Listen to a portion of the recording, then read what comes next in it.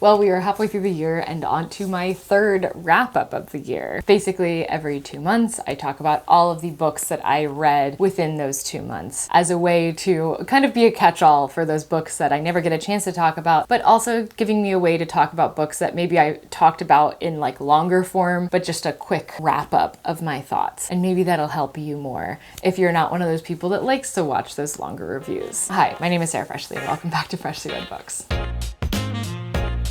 So I would say that May and June weren't like super huge reading months for me. Like I definitely read a lot, but looking at the list, it's like, that's not that long. Yeah, it was just 13 books, which I feel like is pretty low for me, but maybe it's not. You know what, I do feel like I typically read between 6 and 8 books a month. So maybe that is actually perfect. I think my goal is typically 8 books. My reality is usually like 7 or 6. You know what? I'm okay with it. No, we're not focusing on the numbers. We're focusing on the books and the quality of books. It is quality over quantity over here. So let's get into it. The first book that I read in May was The Word is Murder by Anthony Horowitz. This was a murder mystery. I feel like pretty obvious based off of the title and the cover, which I assume is somewhere around here or here. Here? I don't know what I decided to do later. But basically it's like the protagonist or the perspective that we're in is this author who wants to write or who is talked into writing like a murder mystery series, like a detective series specifically by a guy who is actually a detective. And so he's like, you can basically like follow me around and write for me. It's very much Sherlock Holmes. It's basically, it's not a Sherlock Holmes retelling, but it's very much inspired by Sherlock Holmes. And also it's very open about being that. He even talks in it about like how many detective novels are just trying to recreate that Sherlock Holmes aspect, which I think that Anthony Horowitz does a pretty good job of. Like the detective, he does seem a little bit Sherlock Holmesy. However, I do think that he's missing a bit of like the magic behind him. There is something about reading Sherlock Holmes and seeing his character that still makes you kind of like in awe of him. And I think that the detective in this series, he's not quite living up to that level. So I feel he's got the flaws, and not the exact same flaws, but flaws that are representing Sherlock Holmes flaws. But he doesn't have like the magic behind him. I don't know how else to say it. There's some disconnect there. And maybe Horowitz is able to like bring this later in the books. I know this book is the first book of a series, but I don't actually know if like any other books have been published or what people think of them. But yeah, for me, I probably won't continue reading the series. Then I read Tomb of Sand by Geetanjali Shree. This, of course, is the winner of the 2022 International Booker Prize. It is basically about like a mother and daughter. The daughter, she's like an adult woman, and her mother is like 80 years old, and she's very weak at the start of the novel. Her husband has just passed away and she slowly kind of like regains herself, but there is this shift of like the daughter taking care of the mother instead of the other way around. So that's like a big aspect. And then there's like this grand journey basically into the mother's past, and also like literally a journey. And there's crows and there's doors that have opinions, and it's just, there's like a little bit of weirdness thrown in, a little bit of, it's not really magical realism, but like maybe it is a little bit, I don't know. And then the next, I think I'll just talk about these three together. It's The Other Name, I Is Another, and A New Name by Jan Fosse. So A New Name, the third book in that, was on the shortlist as well for the International Booker Prize. So that was why I read all three of these. They're not really a trilogy, it's a septology, where the first book has like 3 books in it, the second one 2, and the third one 2.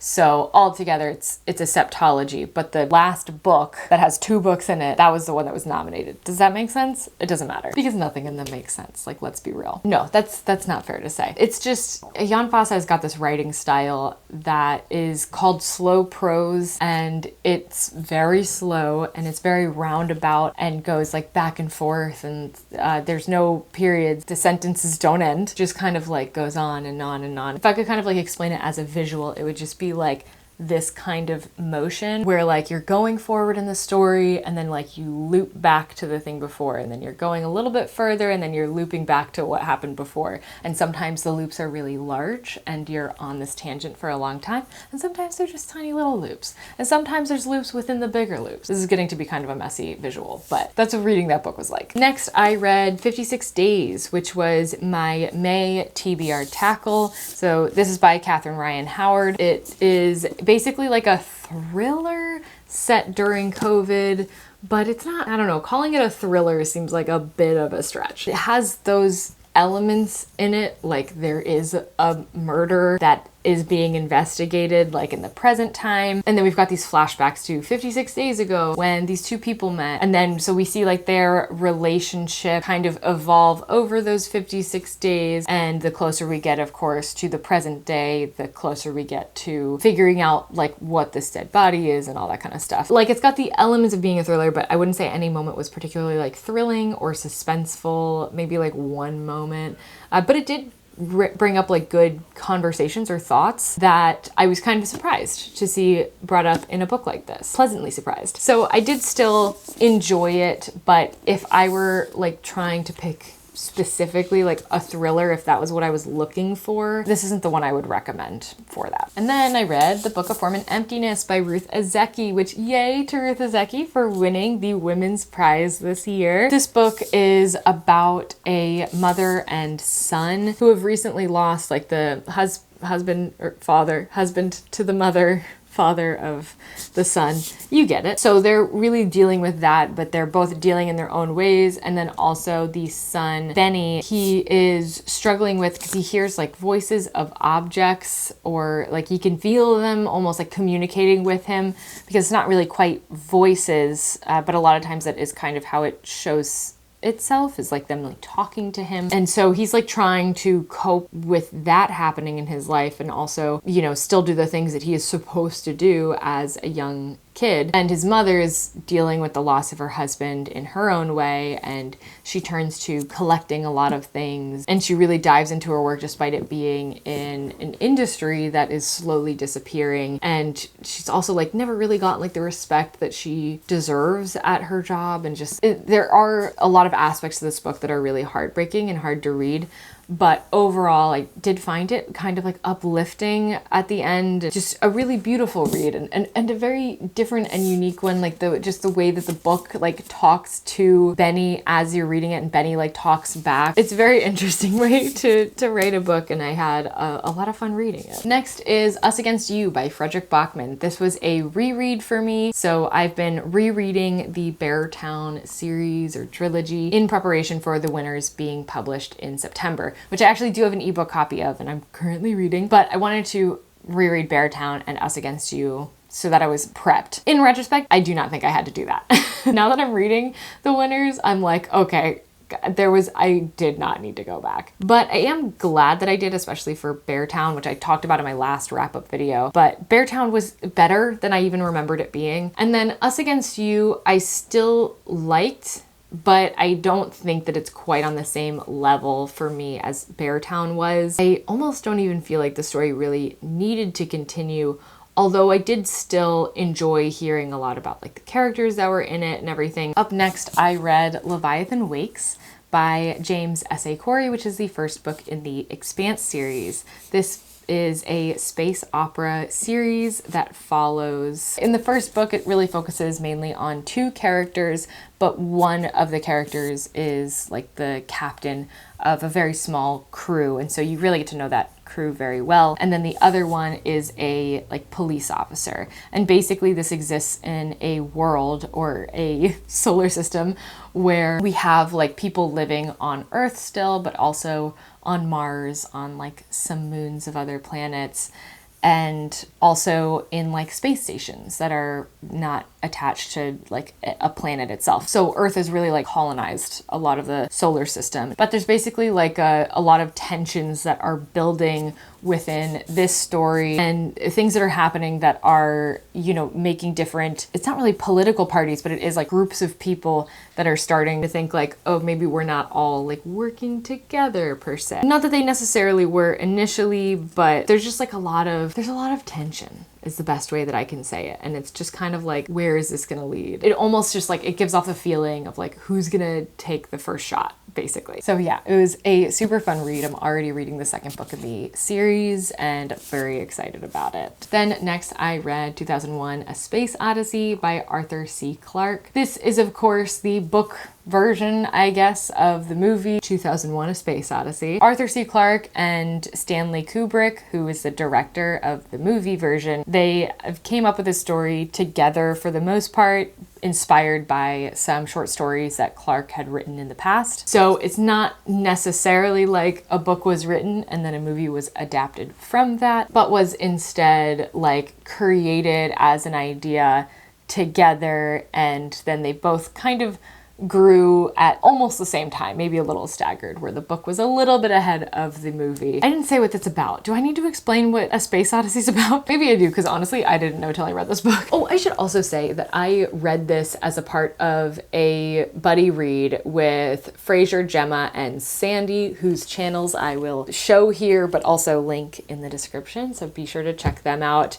This is our second buddy read after doing The Android's Dream of Electric Sheep. Again, just so much fun to talk to them. I like that this is just like slowly becoming like classic sci-fi time. Although our next one is not a classic, but it is still sci-fi. And I'm very much looking forward to when we get to that book. But yeah, basically Space Odyssey is about a world set in the future where space travel is a lot easier, and there is like a generation at this point that's basically growing up in space that have like never been to Earth. So we do have like people living off Earth at this point. And then there's this monolith basically that humans find, and they're trying to figure out what the source of it is. And I feel like that's again a good, very light explanation of what A Space Odyssey is about. I'm really looking forward to watching the movie of it soon. Up next, we have Radicalized by Cory Doctorow, which was my June TBR tackle pick. So you can watch that video and my full thoughts on this book, because I do go pretty in depth. This is 4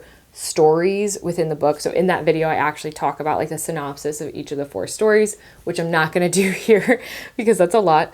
But basically these stories are set in our present time to like maybe just a little bit into the future, but they are surrounding issues that we deal with today with technology, with politics, with systemic racism, like psychological things. There's like a lot that goes into this, and it was a fantastic read. Like I was obsessed with this book, and I am definitely going to keep it around. I wouldn't be surprised if I read this one again in the future, but more importantly, I'll definitely be reading more from Cory Doctorow. Then another great book, we've got Cloud Cuckoo Land by Anthony Doerr. This is about basically like a story and its existence through time. We've got a lot of jumping perspectives, but they're all set at different points in time. Some of them being like a long time ago, and some of them being in the future. And each of the people, like the perspectives that we're getting, they're all like children to like teenager age. They all kind of have been impacted, like their lives have been impacted by this story, but also they kind of played a hand in keeping the story alive and keeping it going. And along with that, we